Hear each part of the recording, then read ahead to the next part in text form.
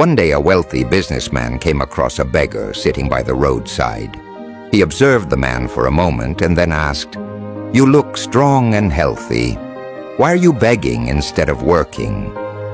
The beggar sighed and replied, "Sir, I have no job, no business, no opportunities. What else can I do?" The businessman smiled and said, "Opportunities are everywhere. You just need the willpower to take action. What if I offer you a chance to be my business partner? Would you accept?" The beggar looked at him in shock. "Business partner? Of course I would love to, but I have no money to invest. I don't know anything about business. How can I work with you?" The businessman reassured him, "You don't need money or experience.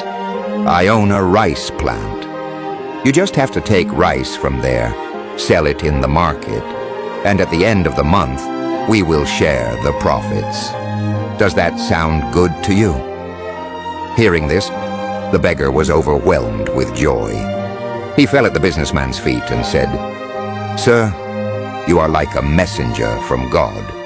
Just tell me, how much will my share be? 20% mine and 80% yours, or 10% mine and 90% yours?" The businessman laughed and said, "Don't worry, just give me 10% and you can keep the remaining 90%. I don't want your money, I just want to help you." The beggar worked hard throughout the month.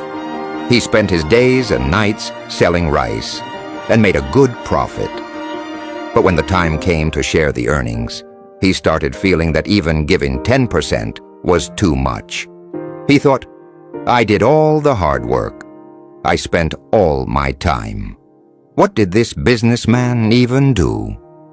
When the businessman came to collect his share, the beggar hesitated and said, "Sir, I couldn't earn as much as expected. I had some losses this month. I don't have enough money right now. Let's settle it next month."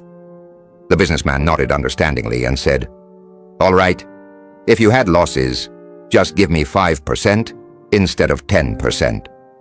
I understand your situation." But the beggar continued making excuses. "Sir, I have a family to take care of. My parents, my wife, my children. My expenses are too high. This month I really can't give you anything."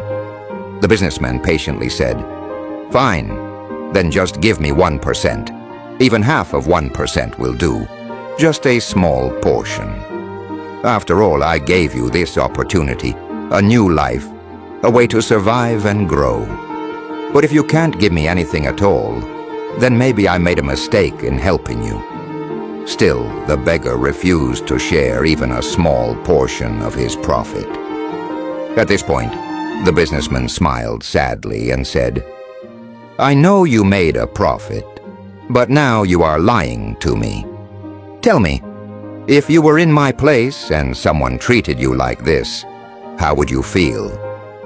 Then with a firm voice he added, "All right, since you have so many problems, I won't take anything from you. I'll find a new partner instead." Hearing this, the beggar suddenly realized his mistake.